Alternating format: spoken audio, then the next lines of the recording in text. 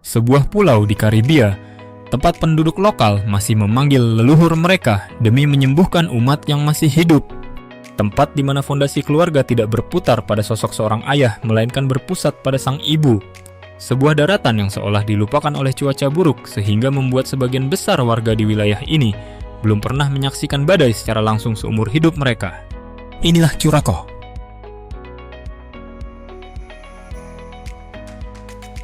Coba Anda perhatikan peta wilayah Karibia pada musim badai, dan Anda akan melihat pusaran angin bergerak ke arah utara membentuk lengkungan yang sangat ganas. Curacao berada tepat di bawah lintasan pusaran tersebut.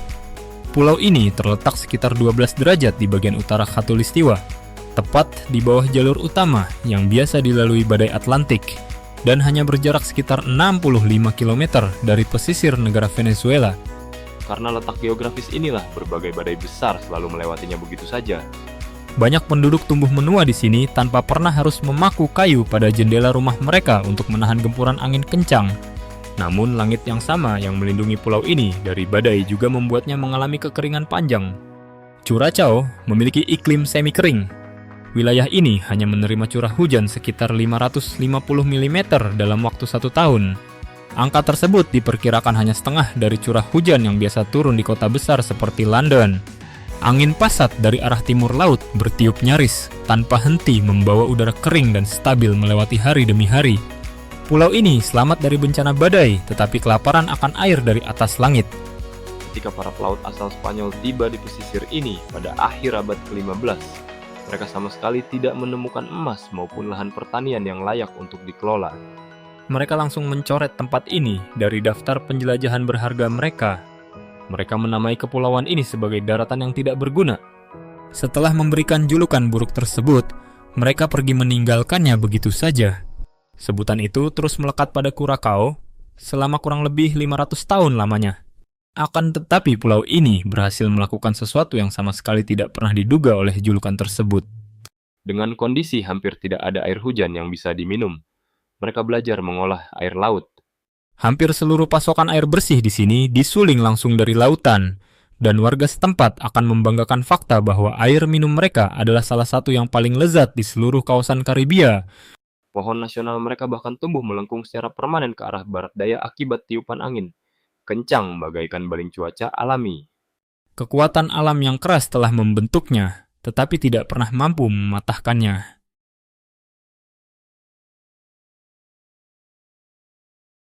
Di sebagian besar wilayah di belahan bumi ini, garis keturunan sebuah keluarga biasa ditelusuri dari pihak ayah. Di Curacao, selama beberapa generasi, Anda menelusuri hal tersebut melalui pihak ibu. Keluarga tradisional keturunan Afro-Curacao memiliki pusat pada sosok ibu. Sang ibu duduk di posisi paling utama sebagai kepala rumah tangga. Ia menjadi jangkar pelindung dan sosok yang menjaga segala sesuatu tetap berjalan mengelilinginya. Ayah seringkali menjadi sosok yang memiliki jarak lebih jauh yang hadir di luar lingkaran utama, kadang muncul untuk sementara waktu dan kadang tidak ada sama sekali. Bagi orang luar, hal ini mungkin terlihat seperti sebuah keluarga yang kehilangan satu bagian penting. Namun bagi penduduk pulau ini, sang ibu bukanlah bagian yang hilang, melainkan fondasi kekuatan seutuhnya. Ada alasan sejarah yang kuat mengapa budaya ini berkembang sedemikian rupa. Para ahli antropologi menggambarkan pola keluarga yang berpusat pada ibu ini sebagai ciri khas utama dari komunitas keturunan Afrika Karibia. Mereka melacak akar sejarahnya pada kenyataan paling kejam di masa lalu pulau ini. Di bawah sistem perkebunan masa kolonial, para pekerja pria dipindahkan, dijual, dan dikirim jauh untuk bekerja paksa. Mereka direnggut paksa dari keluarga mereka berulang kali tanpa henti. Sosok tunggal yang masih mampu bertahan adalah sang ibu. Oleh karena itu, otoritas rumah tangga terbentuk di tempat yang mampu bertahan, yaitu pada wanita yang membesarkan anak mereka, memberi makan keluarga, dan memutuskan bagaimana membagi pasokan makanan yang sangat terbatas tersebut. Sesuatu yang tumbuh dari sejarah kesulitan tersebut adalah sebuah sistem kekerabatan yang sangat tangguh. Para peneliti menggambarkan jaringan keluarga dan pola hubungan kunjungan ini sebagai sebuah ikatan, di mana seorang pria mungkin datang dan pergi sementara urusan rumah tangga itu sendiri tetap kokoh dijalankan oleh para wanita. Keluarga ini memang dibentuk oleh sejarah kelam yang keras. Walau begitu, mereka sama sekali tidak hancur karenanya. Para wanita di sana juga melakukan peran yang jauh lebih besar dari sekadar menjaga anak dan keluarga. Mereka membawa beban budaya itu sendiri di pundak mereka. Mereka mewariskan bahasa ibu kepada generasi berikutnya, menyalurkan keyakinan suci kepada anak cucu, dan kemudian menjadi suara utama dalam seni musik pulau yang paling berani. Apa yang mungkin menggoda Anda untuk menyebutnya sebagai rumah tangga yang hancur, justru dijadikan sebagai pusat gravitasi oleh masyarakat daratan ini. Akan tetapi rahasia paling dalam tentang bagaimana budaya ini mampu bertahan tidak hanya bersembunyi pada struktur keluarganya semata. Rahasia ini juga terletak pada entitas gaib yang masih menjadi tempat bersandar pulau ini ketika malam tiba dan pintu rumah mulai ditutup.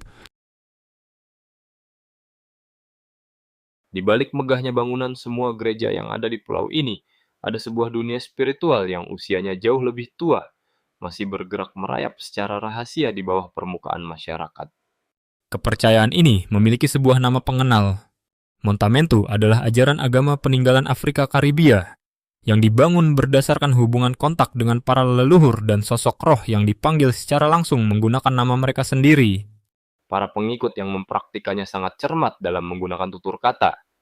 Mereka lebih suka menyebutnya Montamentu, dan bukan istilah sembarangan yang sering dipakai oleh masyarakat luar. Karena bagi pengikutnya ini bukanlah sebuah takhayul belaka. Ini adalah sebuah ajaran agama dalam arti yang paling utuh dengan berbagai ritual, yang pasti adanya kalender perayaan tahapan proses inisiasi dan ruang sucinya sendiri. Menyebutnya dengan nama yang benar adalah sebuah cara paling sederhana untuk meminta tingkat rasa hormat yang sama seperti yang diharapkan oleh agama besar lainnya. Bersamaan dengan ajaran itu berjalan pula serangkaian praktik penyembuhan yang lebih luas, yang biasa dikenal sebagai brua. Seorang ahli brua dapat meracik suatu ramuan untuk menarik datangnya keberuntungan hingga bekerja keras untuk membatalkan niat buruk yang diyakini seseorang telah ditujukan kepada pasiennya. Mereka juga bertugas membaca petunjuk tentang masa depan atau membuka saluran komunikasi dengan jiwa seseorang yang telah meninggal dunia. Inilah bagian penting yang menunjukkan kepada Anda apa sebenarnya inti dari praktik leluhur ini. Seorang tabib penyembuh brua tidak hanya bertugas mengobati penyakit tubuh secara fisik semata. Mereka juga ikut mengobati hubungan sosial yang hancur, pertengkaran sengit, serta dendam pribadi di antara para tetangga. Dalam sudut pandang ini, masalah antar sesama manusia dan penyakit di dalam tubuh fisik berasal dari dimensi tak kasat mata yang sama, dan keduanya diyakini secara penuh dapat diperbaiki kembali. Semua ajaran ini tidak jatuh begitu saja dari atas langit. Praktik ini adalah sebuah campuran yang sangat dalam dan turun-temurun dari ajaran agama Afrika, agama Kristen, dan juga kepercayaan kuno dari para penduduk asli pulau tersebut di masa lalu. Sebuah catatan kasus pengadilan pada tahun 1788 pernah menghukum warga secara pidana karena mempraktikkannya. Hal ini menjadi bukti sejarah bahwa pihak berwenang di masa lalu merasa sangat takut akan ajaran tersebut sejak lebih dari 200 tahun yang lalu. Meskipun terus menghadapi tekanan berat, tradisi ini tidak pernah membeku dan mati. Pada era tahun 1950-an, sebuah gelombang baru datang melanda bersama para pendatang dari wilayah Republik Dominika, dan tradisi itu terus hidup berdampingan serta mengalami perubahan yang dinamis. Kepercayaan kuno ini masih bernapas kuat hingga hari ini. Keyakinan warga pada ajaran brua tetap sangat kokoh, sehingga ajaran ini bahkan muncul dalam sebuah ranah penelitian medis modern yang dipelajari langsung oleh para ilmuwan psikiater yang merawat pasien keturunan pulau tersebut di negara Belanda. Ini bukan sekadar barang kuno peninggalan di dalam etalase museum. Ini adalah murni sebuah kekuatan hidup yang nyata di dalam pikiran peradaban manusia. Ketika para roh ini dipanggil, ada satu suara dominan yang dipercaya mampu mengantarkan kehadiran gaib mereka. Sebuah gemuruh suara gendang yang begitu perkasa sehingga pihak penguasa berwenang pada masa lalu rela menghabiskan waktu selama 2 abad hanya untuk mencoba membungkamnya secara paksa. Alat musik tiup dan pukul tersebut diberi nama tambu, dan benda bersejarah ini terlahir dalam kondisi paling buruk yang pernah diketahui oleh peradaban daratan ini. Para pekerja asal Afrika yang diperbudak yang dibawa secara paksa ke wilayah ini sejak abad ke-17. Dan seterusnya, membangun alat ini bermodalkan kondisi ketiadaan. Mereka hanya berbekal sebuah instrumen gendang, sebuah lantunan suara, sebuah ketukan nada, dan lingkaran kerumunan tubuh manusia. Alat ini kemudian segera berubah peran menjadi surat kabar komunal mereka, ruang keadilan sidang mereka, dan juga bangunan gereja suci mereka pada saat yang bersamaan. Ini adalah cara paling ampuh mereka untuk terus berpegang teguh pada asal-usul kampung halaman, dan cara terbaik mereka menyuarakan berbagai hal yang tidak dapat diungkapkan dengan cara lain. Musik tambu terkadang disebut sebagai alunan genre blues khas wilayah Surakao. Suara vokal yang memimpin iramanya paling sering adalah murni suara lantang milik seorang wanita. Sang vokalis wanita meneriakkan satu baris lirik kalimat yang sangat tajam dan penuh akan makna penderitaan. Lalu kerumunan khalayak tersebut menjawabnya secara vokal serentak.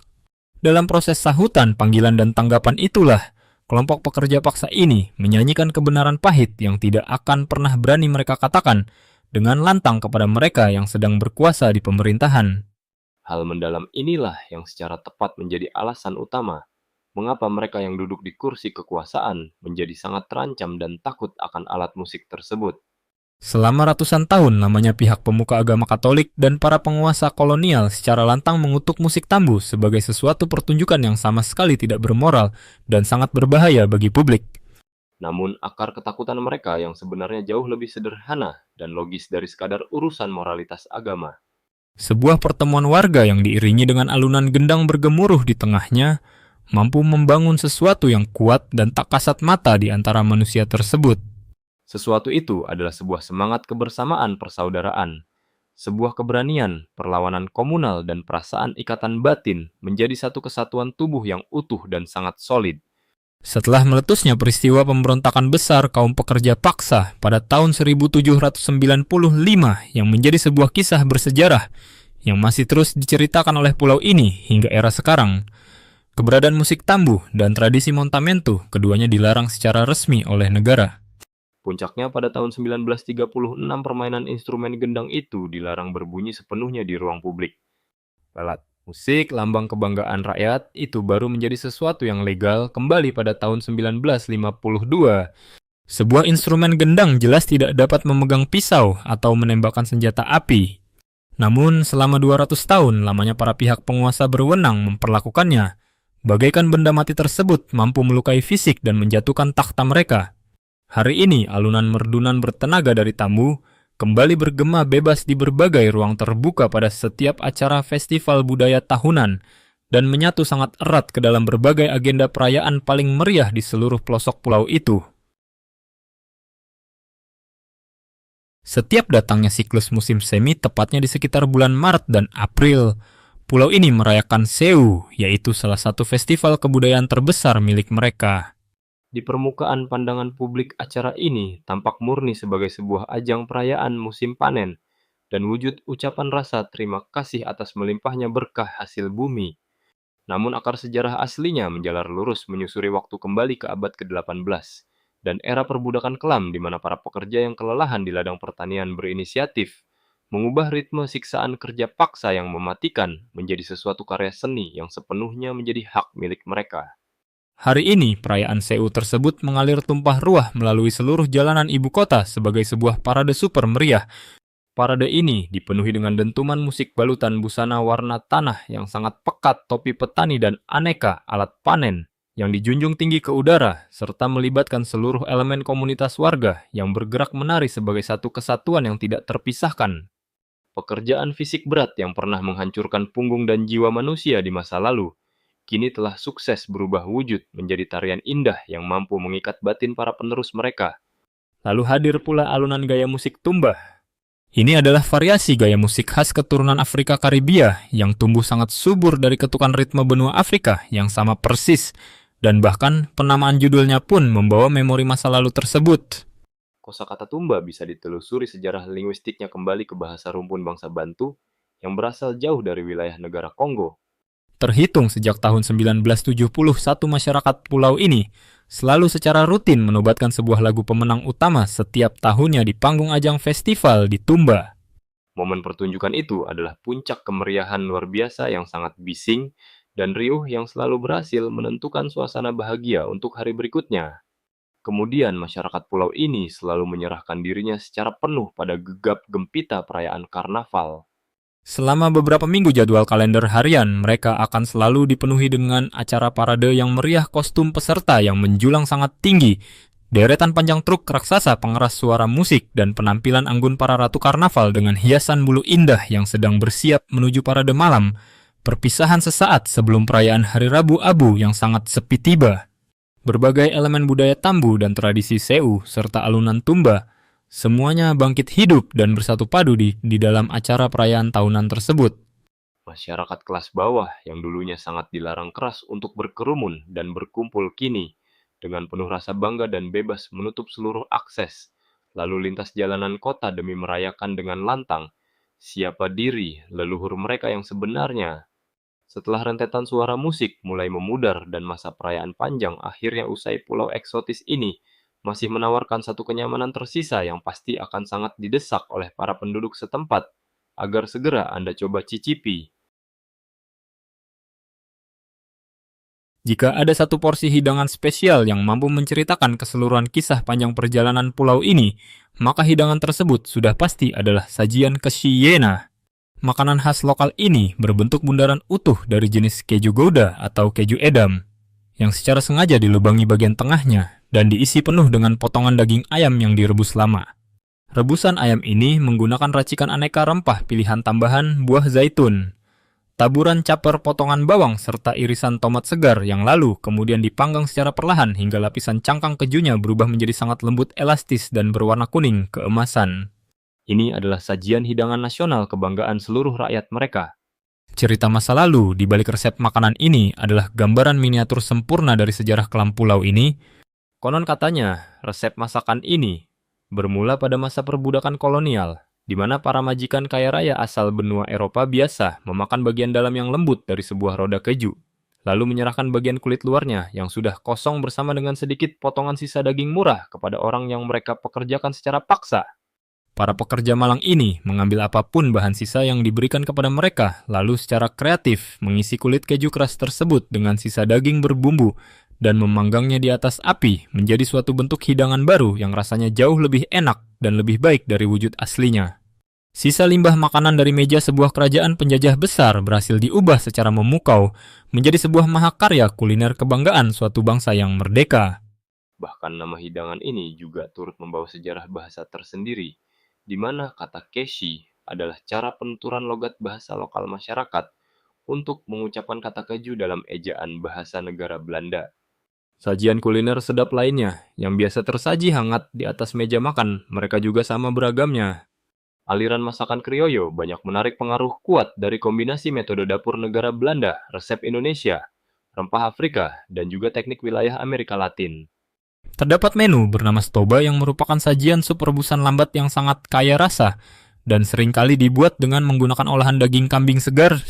Ada pula menu lezat bernama funci, yang pada dasarnya merupakan makanan pendamping karbohidrat berbahan dasar tepung jagung lokal, yang bentuk dan tekstur rasanya sangat mirip dengan sajian polenta, serta ada juga pasteci, yaitu sejenis kue pastel panggang atau goreng yang selalu disajikan dalam keadaan hangat. Bahkan ada juga menu ekstrem berupa sup kaldu bernutrisi yang terbuat dari potongan daging hewan iguana yang masih rutin disajikan dan dikonsumsi oleh mereka yang setia mempertahankan tradisi kuliner masa lalu leluhurnya. Banyak orang mengira Kurakau sekadar deretan pantai Pirus yang tenang. Pesisir utaranya akan meralat pemikiran tersebut. Di sisi Atlantik yang liar dan ganas terdapat kawasan Seteboka atau 7 teluk tempat ombak laut lepas membentur keras tebing kapur. Pada area bernama Boka Pistol, air laut tertekan melalui celah batu, lalu meledak ke atas dengan suara bising yang sangat mirip dengan tembakan. Di belakangnya menjulang megah Taman Nasional Christoffel yang gersang berduri serta menjadi puncak daratan tertinggi di wilayah ini. Di bawah tanah pulau ini menyimpan usia sejarah yang jauh lebih tua lagi. Gua Hato terbentuk ratusan ribu tahun lalu menjadi ruang batu gelap yang kini dihuni kelelawar. Suku Arawak Caketio tinggal di sini sekitar 15 abad silam dan banyak meninggalkan sisa lukisan dinding.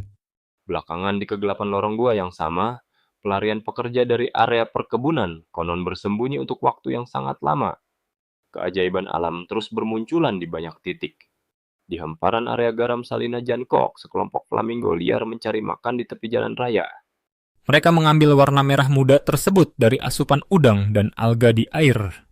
Di sepanjang pesisir barat, berbagai pantai tersembunyi, layaknya Groteknip, Playa Lagun, dan Playa Jeremy, terselip indah tanpa biaya masuk di antara dinding tebing. pada playa Piscado Anda. Bahkan bisa langsung berenang bebas bersama kawanan penyu liar. Lebih jauh lagi ada daratan Klein, Curacao, sebuah hamparan pasir putih tak berpenghuni dengan mercusuar sepi yang berjarak 2 jam perjalanan laut menggunakan perahu. Daratan ini memang hanya separuh dari keseluruhan cerita. Separuh kisah lainnya hidup dalam bagaimana cara penghuni pulau ini berbicara.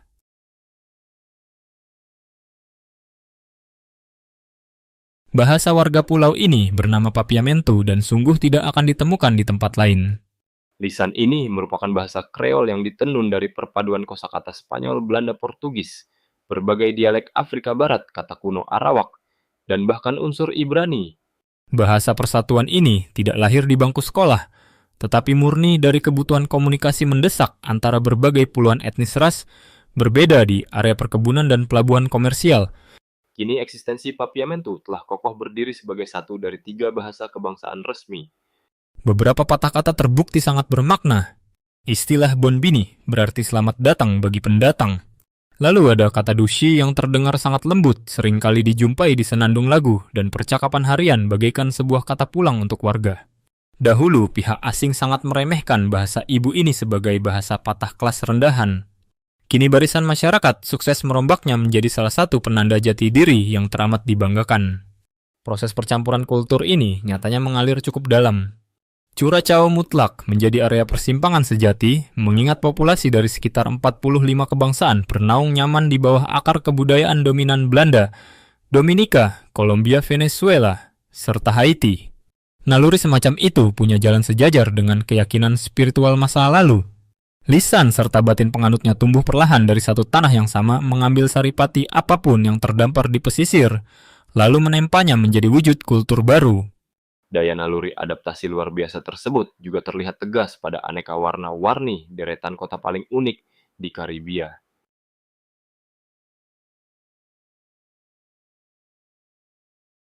Pandangan pertama yang paling berkesan dari jantung Willemstad adalah terangnya deretan warna di kota itu. Barisan gedung rumah dagang yang menjulang tinggi, berjajar berdempetan di tepi lautan dengan tampilan warna kuning, oker biru, tua merah, muda koral, dan juga kuning mentega. Semua bangunan itu saling bersandar, memantulkan parasnya ke perairan. Teluk Sint Anna layaknya selendang pelangi yang sedang mengapung. Kawasan historis ini lantas diakui sebagai salah satu situs warisan dunia UNESCO semenjak tahun 1997. Kerajaan Belanda resmi mendirikannya di tahun 1634, lantas menjadikannya titik paling vital bagi temu silang jalur perdagangan dan arus agama antar kawasan benua. Lalu mengapa bangunan kota harus syarat akan ragam warna?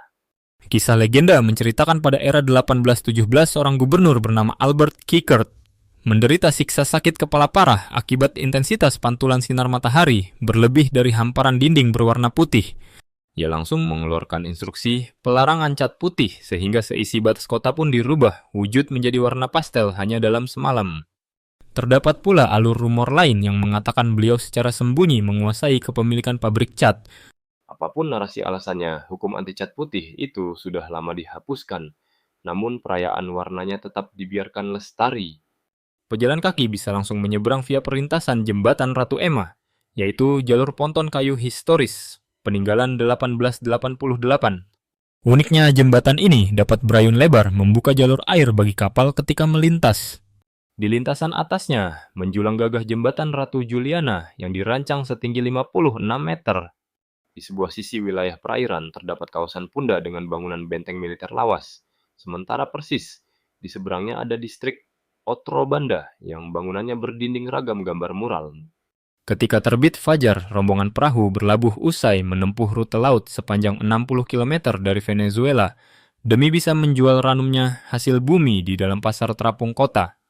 Tetapi selalu ada celah rahasia di balik balutan cantiknya lukisan paras kawasan tersebut, karena ada selipan kisah pedih mengenai barisan jiwa yang berlarian menghindari maut pencabut nyawa. Bila berdiam di pusat kawasan Punda, Anda akan melihat bangunan ibadah yang tampak cukup usang. Namun begitu menginjakkan kaki ke dalam ruang sinagoge Mikve Israel, Emmanuel, sungguh Anda sedang berdiam sejenak di lokasi ibadah umat Yahudi berumur tertua, yang aktivitasnya terus aktif terpelihara di dataran benua Amerika. Konstruksi bersejarah ini diresmikan ke publik pada 1732 oleh komunitas umat yang sudah menetap kusyuk, mengalunkan doa semenjak periode 1651. Tataplah lurus menuju lapisan alas lantainya yang tertutup tumpukan hamparan pasir pucat. Penempatan tekstur itu memiliki unsur kesengajaan demi mewakili dua lambang makna sakral. Makna pertama khusus mengenang napak tilas 40 tahun leluhur mereka, sewaktu mengembara penuh pasrah melewati keringnya lembah gurun. Tujuan kedua sangat kental berkaitan dengan jejak trauma. Memori penderitaan silam kala nenek moyang di benua Eropa, utamanya di tanah Spanyol dan Portugis, menabur bertonton butir pasir demi menutup celah pantulan riuh nada doa dan resonansi langkah kaki beralas supaya luput dari incaran tajam sang eksekutor. Di tepian hamparan pulau ini, agenda doa harian pun harus tertatih-tatih beradaptasi dengan kesunyian yang amat mencekam. Gelombang umat penganut ajaran Yahudi. Sefardi inilah yang bersusah payah berlayar melarikan nyawa dari inkuisisi Spanyol, lalu diam-diam diayomi penuh oleh perisai asas toleransi yang dijaga otoritas pelayaran Belanda sejak periode dekade abad ke-17. Eksistensi para musafir ini sangat dominan, sehingga tanpa kesulitan berhasil merubah titik tersebut menjadi simpul sentral urat nadi umat Yahudi paling absolut di benua Amerika. Berbagai sentuhan keberadaan warga imigran lantas melebur permanen mengakar kuat dalam denyut sistem kebahasaan penghuni kepulauan. Pihak imigran dari golongan Yahudi Sefardi inilah representasi komunitas kaum pendatang pertama yang sudi merangkul tulus aksen lokal Papiamentu. Warga ini menancapkan abadi jejak perbendaharaan kalimat sapaan Ibrani murni dan ejaan Yudeo-Spanyol khusus merasuk masuk ke bahasa komunikasi Kreol yang oleh deretan pemerhati akademis dinamakan rentetan subaksen Yudeo-Papiamentu. Kendati demikian, rasanya sungguh keliru bila menyangka seluruh kedatangan populasi penghuni pulau itu demi mengejar area suaka. Sebagian gerombolan manusia justru menjejak tiba akibat kaki terseret rantai besi. Salah seorang tawanan tangguh pada perjalanannya bakal merombak secara ekstrem nasib peta Curaçao.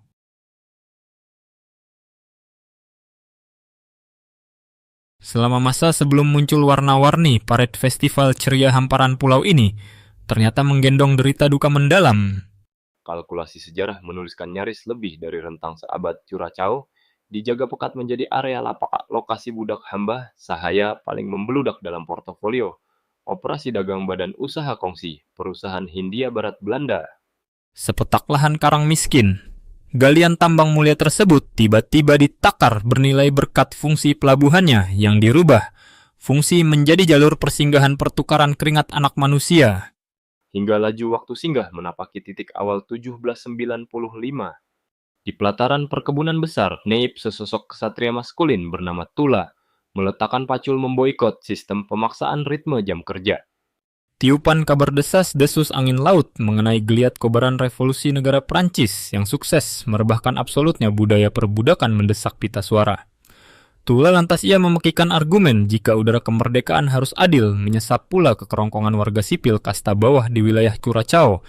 Merespons panggilan itu, 4.000 barisan kaum buruh ladang atau sepadan nominal, seperempat keseluruhan populasi, segera berdiri tegak di sisinya.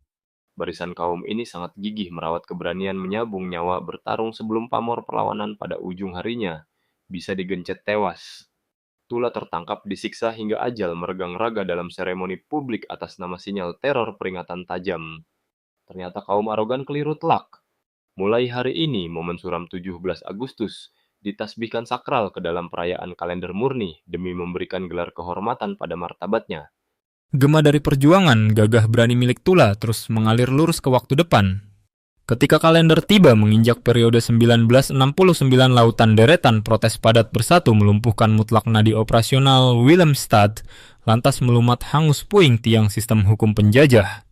Para perwakilan wajah etnis lokal Afro-Curaçao menancapkan hak berdaulat dan memandu arah roda warisan budaya, lalu secara simultan lisan Papiamentu menanjak melesat berganti tahta, menjadi pilar bahasa pengantar elit kebanggaan. Fakta kebenaran dari sisa masa kelam purba ini dapat dengan transparan mudah dijajaki dan dilihat berserak merkat dalam jejak pilar desain rumah mandor lawas, jenis Land Hawis, dan sisa arang persembunyian liang gua Hato. Susunan kaku bongkah patung lengan tembaga bertenaga meremukan belenggu logam, kini dapat didapati awas menantang silirnya hembusan tiupan iklim pesisir hamparan pantai di area sisi barat. Untuk satu motif, merawat sumbu keberanian pada periode 1795. Darah kesatria Tula tumpah melawan peradaban memburu hak kelayakan. Sepanjang 2 abad waktu berselang, bongkahan daratan pulau yang konstan dipinggirkan ini mulai maju berani merangsak, menyodok merangsek unjuk bakat bertempur berebut supremasi, menolak pasrah, dilecehkan. Perjalanan era gelap hingga menembus kalkulasi waktu 5 abad kepulauan pelosok sungguh terusir dilupakan dunia internasional secara sadar. Kemudian satu gerombolan atlet lapangan rumput perlahan menyihir peta keajaiban bumi dan merubah semuanya. Populasi sah Curaçao ditaksir menetap mantap melingkupi kisaran angka konkret pada laju 156.000 jiwa belaka di bentang wilayah area padat berbatu. Ukurannya nyaris menyentuh garis bidang 443 km luasan persegi. Realitas ini mentasbihkannya sebagai wilayah kebangsaan pemilik volume penduduk paling kecil per keping kilometer yang lolos murni panggung rumput elit. Piala Dunia usai sukses merebut mahkota rekor uzur kepunyaan Islandia. Pemuda sepak bola tersebut sukses melumat ujian ronde kualifikasi zona konfederasi murni. Tiada kekalahan menekan raih poin aman tanpa riuh cetakan skor dalam ujian partai kental bertandang, konfrontasi bentrok versus pihak serdadu. Jamaika per bulan November 2025. Titik pulau sekecil Embun mampu melintasi target mustahil yang mati-matian diimpikan serta kandas direalisasikan himpunan bangsa perkasa raksasa gila bola. Gema peluit, persaingan kompetisi pun tertiup hari 14 Juni. Skuad ini dihempas telak dan tenggelam kalah versus taktik mesin negara Jerman, membawa memori getir agregat papan hasil 7 angka musuh dibalas cuma gol satuan kecil. Kendati perih gol sontekan indah milik punggawa garang Sang Livano, Komenencia khusus menit krusial periode 20 satu sukses memahat abadi nama pulau, mencatatkan gol langkat terdaftar perdana, menembus pamor dan sejarah besar jauh di atas hitungan kalah pertandingan. Selewat 6 putaran kalender bumi berlalu, para pemuda pahlawan kembali membungkam tajam mesin gedor. Ekuador meraih status draw berimbang buntu kosong. Kosong merengkuh, hadiah koleksi, titik poin historis pertama.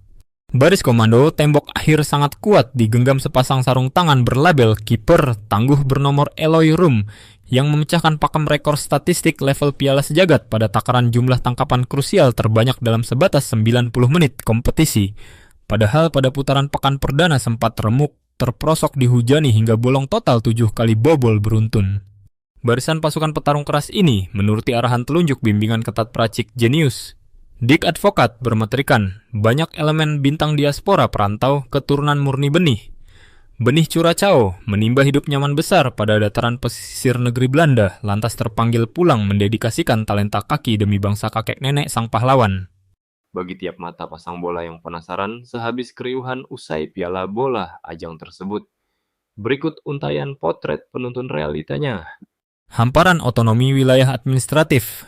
Lindungan penuh perisai kerajaan Belanda mulai sah aktif. Periode tahun patokan perayaan puncaknya semenjak masuk 2010 dengan 3 pondasi wajib tata lisan di kementerian. Lewat kalender kebijakan finansial semenjak bergulir kalender masuk per dekade Maret. Terima kasih sudah menonton. Kalau video ini lucu atau bermanfaat, jangan lupa like, subscribe, dan nyalakan loncengnya agar tidak ketinggalan video baru. Sampai jumpa di video berikutnya.